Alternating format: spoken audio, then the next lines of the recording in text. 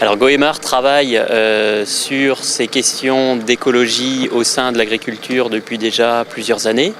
Et les travaux de recherche que nous avons menés depuis maintenant plus de 10 ans nous ont amenés à sortir un produit, le Iodus 2 céréales, qui est aujourd'hui utilisable par les agriculteurs et qui va leur permettre de réduire le nombre de fongicides qu'ils vont utiliser sur leurs céréales. Alors, ce produit a un mode d'action spécifique puisque c'est un stimulateur des défenses naturelles.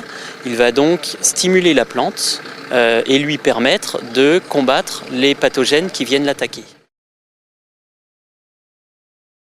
Alors une augmentation des rendements, non, mais par contre, dès aujourd'hui, on a montré qu'avec le produit Iodus 2 céréales, on arrivait à maintenir le rendement de la culture, c'est-à-dire on va remplacer un fongicide par ce produit et on va permettre de maintenir le rendement de la culture. Pour l'agriculteur, ça ne change pas au niveau du prix de l'investissement. Il a des avantages à en tirer pour lui, pour le consommateur derrière et pour l'environnement puisque ce sont des produits issus d'algues pour le Iodus de céréales et qui sont donc complètement naturels et qui pour l'environnement sont des produits d'avenir. En tout cas chez Goemar, nous le pensons. Alors je vous parlais d'un exemple précis qui était donc sur les céréales. Eh bien demain nous travaillons sur beaucoup de cultures et nous avons pu ces toutes dernières années homologuer des produits autres, donc notamment l'Iodus 2 culture spécialisée sur de l'arboriculture ou sur la fraise.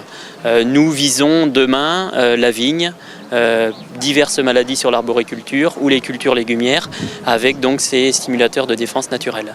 Ok, toutes maladies confondues ? Oui, puisque l'avantage d'un stimulateur de défense naturelle, à l'image de la laminarine, c'est que cette molécule va permettre à la plante donc, de développer ses réactions de défense et donc de combattre l'ensemble des pathogènes.